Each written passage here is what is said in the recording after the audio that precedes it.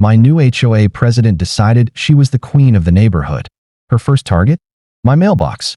She said its shade of black was unacceptable and reported it to the US Postal Service to have it forcibly removed. She thought she was using the ultimate authority against me. But she made one tiny mistake. She didn't know that for 30 years, I was the senior logistics engineer who literally wrote the postal delivery regulations for the entire state. She wanted my mailbox gone? Fine. I used her own complaint to do something much, much worse. I got her entire street permanently delisted for home delivery. Let's just say, she really hates the new quarter-mile walk to get her mail. They say that a man's home is his castle. For 35 years, my life was anything but quiet. It was a world of logistics, of federal regulations, of endless grids, maps, and the relentless, ticking clock of efficiency.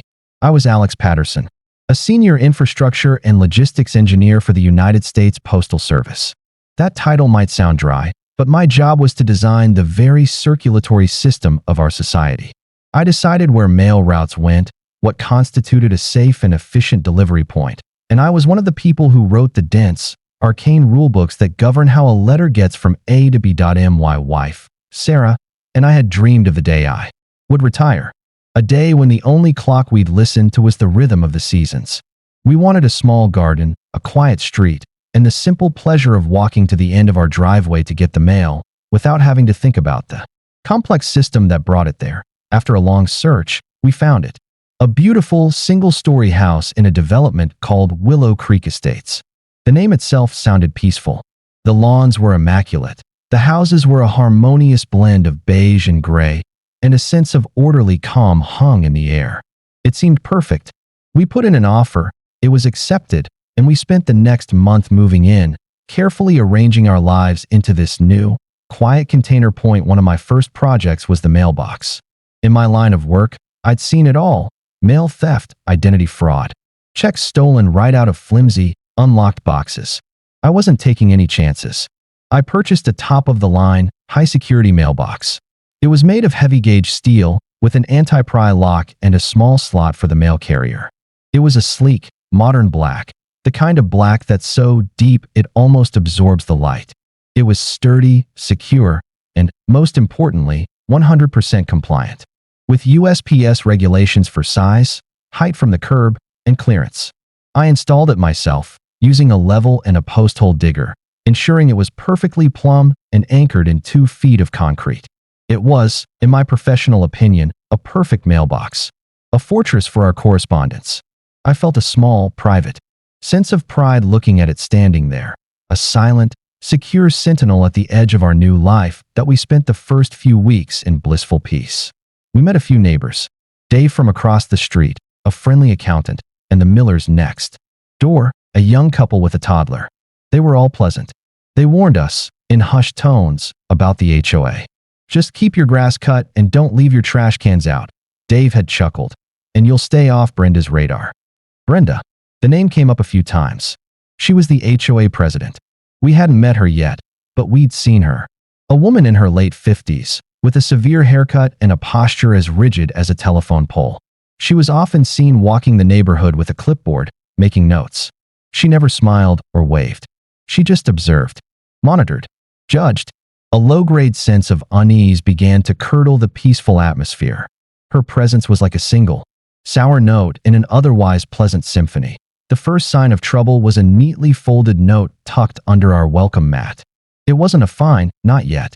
It was a friendly reminder. Welcome to Willow Creek Estates. It began, the font, a sterile Times New Roman, to maintain our community's aesthetic harmony. Please be advised that all lawn ornaments, including but not limited to garden gnomes, flamingos, and decorative flags, are subject to approval by the Architectural Review Committee. Thank you for your cooperation. Brenda, HOA president. We didn't have any lawn ornaments. The note was clearly a preemptive strike. A shot across the bow. It was a way of saying, I'm watching you. Sarah and I looked at each other and rolled our eyes. It was petty, but harmless enough. We tossed the note and went about our day, slightly less enchanted with our new neighborhood than we had been that morning. We were still naive. We thought that was the worst it would get. We were wrong. Music shifts slightly, becoming a little more tense and anticipatory. show stock footage of someone writing on a clipboard, a close-up of a mailbox. The attack on my mailbox began about a month after we moved in. It started with stares. Every time Brenda would do her patrol, she would slow down as she passed our house. Her gaze would linger on my beautiful, secure mailbox. She'd stop, tap her pen on her clipboard, and her lips would purse into a thin, disapproving line. I was in the garage one afternoon when she walked by, and I watched her actually circle the mailbox, inspecting it from all angles as if it were a piece of alien technology that had crash-landed on her pristine curb. Then came the second note. This one was less friendly. It was an official notice of violation, slid into the crack of our front door. Violation, non-conforming mail receptacle. Per HOA Bylaw Article 7, Section 4, all exterior fixtures must be of a uniform and approved design. The mailbox at your property, 124 Willow Creek Lane, is not the standard model. You have 14 days to replace it with the HOA-approved model. Failure to comply will result in a fine of $50 per day. I blinked. A fine? For my mailbox? I retrieved the 3-ring binder of HOA documents we'd been given at closing. I flipped to Article 7, Section 4. It was as vague as I'd suspected. It read, all exterior fixtures, including but not limited to mailboxes, lighting, and house numbers, must maintain a uniform appearance that is in harmony with the overall aesthetic of the community. There was no mention of an approved model. No specific color, brand, or design was listed. It was a classic, subjective rule, written specifically to give the board, and by extension, Brenda, absolute power to define harmony however she saw fit. This wasn't about rules. It was about control. My first instinct was to fight back with logic. I was an engineer. I dealt in facts and figures. I decided to approach Brenda directly, to reason with her. It was a mistake I would not make twice. Found her 2 days later, admonishing the Millers next door because their son's plastic tricycle was visible from the street. I waited until she was done and walked over, holding the violation notice. Brenda? I said, keeping my voice calm and friendly. I'm Alex Patterson from 124. I believe there's been a misunderstanding about my mailbox. She turned to me, and her eyes were like 2 little chips of ice. There's no misunderstanding, Mr. Patterson. Your mailbox is non-compliant. It's an eyesore. An eyesore? I asked, genuinely baffled. It's a standard, post-mounted black mailbox. It's just a higher quality, more secure version than the flimsy ones most people have. It is not the standard version, she said, emphasizing the word as if it were a mortal sin. It's too severe. The black is too dark. The shape is too blocky. It disrupts the visual flow of the street. I felt my patience beginning to fray. Brenda, I read the bylaws. It just says they need to be uniform. My mailbox is uniform with the basic requirements of every other mailbox on this street. It's black, it's on a post, and it's at the curb. The rule doesn't specify a model number or even a particular shade of black. For all we know, my mailbox is compliant and everyone else's is not. A flash of anger appeared in her eyes. She was not used to being challenged with logic. I am the president of the HOA. I am the head of the Architectural Review Committee.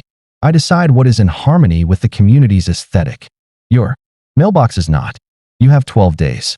And what is the approved model? I pressed. Could you provide me with the make and model number so I can ensure I purchase the correct one? She sputtered for a moment. It's the standard one. The one you get at the hardware store. The cheap one.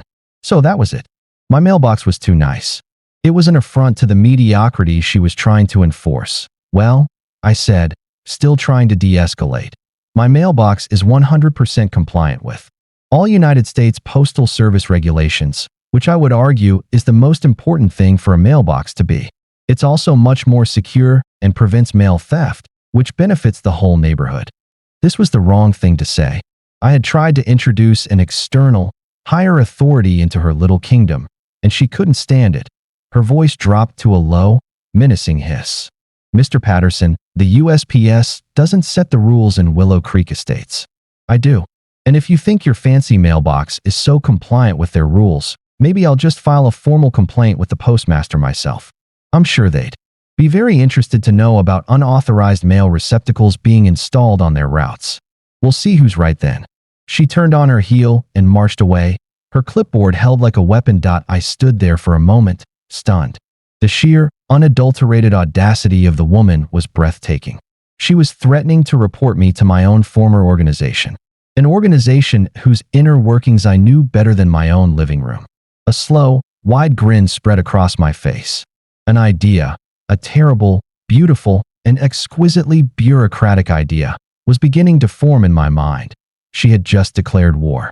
She had no idea that she'd just handed me the nuclear codes. For the next 10 days, I did nothing. I let the clock tick down. I wanted her to think I was ignoring her. I wanted her to get more and more agitated. I saw her walk past my house every day, her glare at the mailbox growing more intense. Dave, from across the street, even called me. "Hey man, I don't want to get involved," he said, his voice low. "But Brenda was talking at the board meeting. She's really got it in for your mailbox. She's telling everyone you're a troublemaker. You might just want to change it. It's not worth the fight." "Don't worry about it, Dave," I told him. "I'm handling it." On the 11th day, I saw Brenda standing at the end of my driveway, phone to her ear, pointing furiously at my mailbox. She was making the call. She was actually doing it. I could almost hear her self-righteous, indignant voice reporting my non-compliant box to some poor, unsuspecting clerk at the local post office. My plan was now in motion.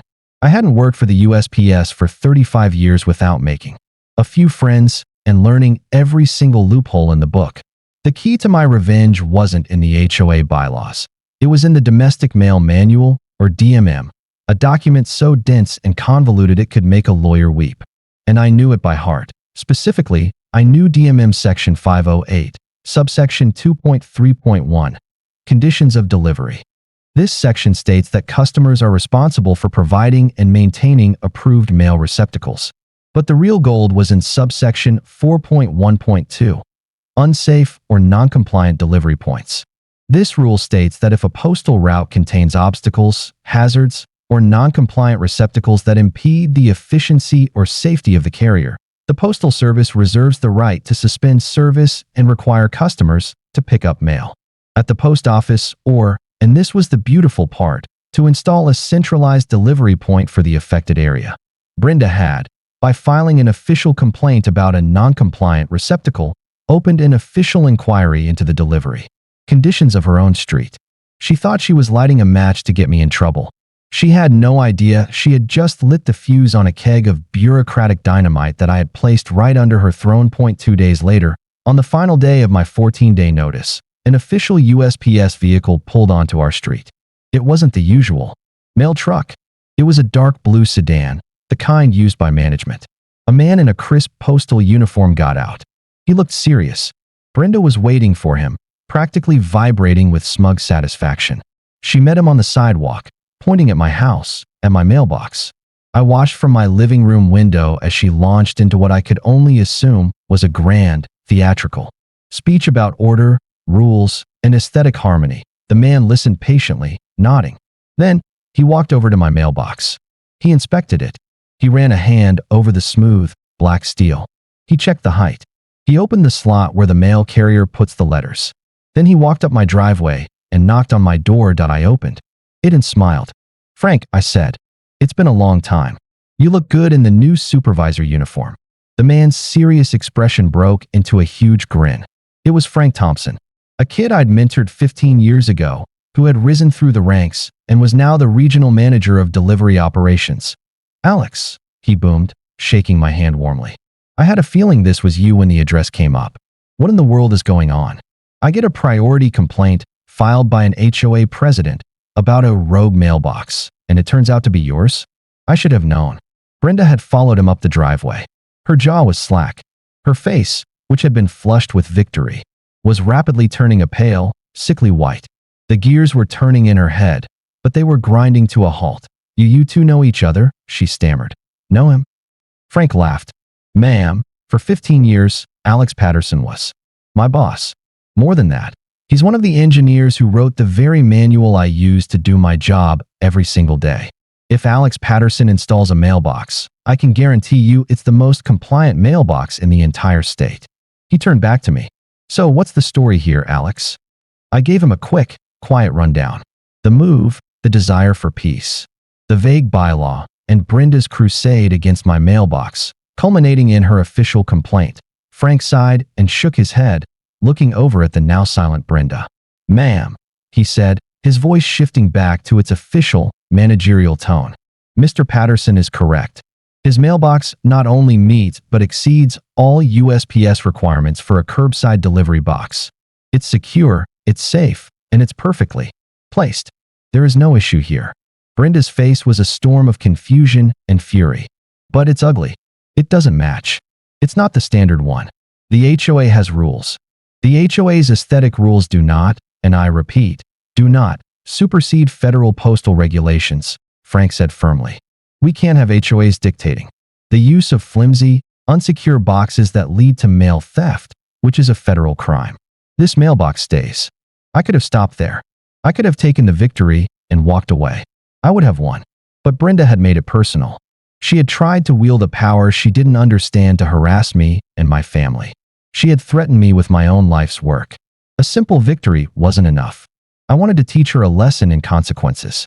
A lesson written in the ink of bureaucracy. I looked at Frank, a serious expression on my face.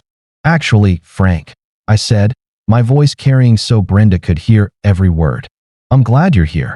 Because now that Mrs. I paused, pretending I didn't know her name. "Brenda," she squeaked. "Now that Brenda has filed an official complaint regarding delivery compliance on Willow Creek Lane, I think we have a duty to take it very, very seriously." Frank looked at me, a flicker of understanding in his eyes. He knew me. He knew I didn't do things by halves. He played along perfectly. "You're right, Alex," he said, his tone grave. "An official complaint from an HOA president must be investigated thoroughly. We can't have any accusations of noncompliance on a federal postal route." Brenda looked confused. "But you said his mailbox was fine." "His is," I said, turning to her. "But in your complaint, you stated that there was a required standard mailbox for this street. A cheap, flimsy, non-locking model, from what you told me. Is that correct?" "Yes," she said, thinking she'd found a new angle. "Everyone else has one. His is the one that's different." "So," I continued, a cold, logical trap snapping shut, "you are officially stating that the majority of mail receptacles on this street are of a specific, non-secure model, and that any deviation, even one that increases security and federal compliance, is a violation of your rules. By doing so, you've inadvertently admitted that the HOA is mandating substandard, insecure mail receptacles. Frank, wouldn't that constitute a safety and security concern for the mail carrier and the residents?" Frank fought to keep a straight face. "It certainly could, Alex. Mandating non-locking, easily tampered with boxes could be interpreted as creating a hazardous delivery environment, especially in an area with reported mail theft. And," I went on, pressing my advantage, "the very existence of this dispute, where a resident is being fined for installing a more secure box, suggests that this street is a problematic delivery area, subject to arbitrary and confusing rules that could interfere with a federal employee carrying out their duties." Brenda's mouth was opening and closing like a fish on a dock. She had no idea what was happening. She had stepped into a bureaucratic maze, and I was rewriting the map around her. I delivered the final blow. "Frank, given the official complaint filed by the HOA president herself, citing systemic issues with non-standard and potentially non-compliant mail receptacles, I don't think we have a choice. To ensure the safety of the mail, the security of the resident's property, and the efficiency of the route, I believe we need to suspend curbside delivery for Willow Creek Lane, effective immediately." Frank nodded grimly. "I'm afraid. You're right, Alex. It's the only responsible course of action." "Suspend delivery?" Brenda whispered, the color draining completely from her face. "That's right," I said. "And in its place, to resolve the compliance issue once and for all, we will need to install a centralized neighborhood delivery and collection box unit. A cluster box. For the entire street." The fallout was immediate and spectacular. Within 48 hours, every single one of the 30 homes on Willow Creek Lane received a formal notice from the United States Postal Service. It explained that, due to an official inquiry into the safety and compliance of mail receptacles on the street, an inquiry prompted by their own HOA president, Curbside delivery was being suspended indefinitely. It went on to state that a new high-security NDCBU or cluster box would be installed at a federally approved location to service the entire street. The phone started ringing. My phone, Dave's phone, everyone's phone. It was a firestorm, but no one was mad at me. I was just the guy with the good mailbox. They were furious with Brenda. She was the one who, in her petty crusade against one person, had managed to ruin a daily convenience for everyone. She had inadvertently told the federal government that her own neighborhood was a problem, and the federal government had responded with a brutally efficient solution. A week later, a USPS survey crew arrived. They walked the length of the street, making measurements. Brenda came out of her house and tried to plead with them, but they just pointed to their work order and ignored her. Their task was to find the most efficient location for the cluster box. And the most efficient location, according to their metrics, was at the very entrance to Willow Creek Lane, right next to the main road. For some of the residents at the back of the cul-de-sac, it was now a quarter-mile walk to get their mail. The installation took 2 days. A concrete slab was poured. Then, a massive, ugly, beige metal box with 30 little locked doors and 2 parcel lockers was bolted into place. It was the epitome of utilitarian function, and it was a hideous scar on the aesthetic harmony of Willow Creek Estates. It was Brenda's monument, a monument to her own arrogance. The final, most beautiful piece of irony was this. My house was the closest to the main road. The new cluster box was practically at the end of my driveway, but I didn't have to use it. During his official review, Frank had designated my mailbox as the control example of a compliant receptacle. My address was formally exempted from the cluster box requirement. So every day, the mail carrier would drive down Willow Creek Lane, past the rows of now useless mailboxes, and stop at one and only one house. Mine. They'd put my mail in, my secure, black fortress of a mailbox, and then they would drive to the entrance of the street to fill the cluster box for everyone else. My curbside delivery, the very thing Brenda tried to take from me, was now a symbol of her spectacular failure. The HOA held an emergency meeting. I didn't go, but Dave gave me a full report. It was a bloodbath. Residents, who had previously been too intimidated to speak up, unloaded on Brenda. They waved their USPS notices in her face. They demanded to know why she had destroyed their property values and convenience over a personal grudge. They called for her immediate resignation. The last I heard, she was still the president, but only in name. No one listened to her. Her clipboard-wielding reign of terror was over. Every day, she had to take the walk of shame, past my house, past my perfectly functional, privately serviced mailbox, all the way to the ugly cluster box at the entrance of the street. She had to stand there, with her neighbors, all of them glaring at her as they fumbled with their little keys. Sometimes, when I'm out in my yard, I see her making the long walk back, clutching her junk mail like a defeated general clutching a tattered flag, and I'll give her a little wave. I never wanted to fight.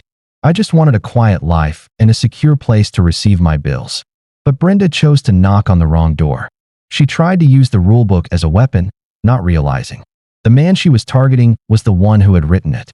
And in the world of bureaucracy, the person who writes the rules always wins. Asterisk, what did you think of this story? Have you ever had a run-in with an HOA? Let us know in the comments below. And don't forget to like this video and subscribe to the channel for more stories of petty tyrants getting exactly what they deserve.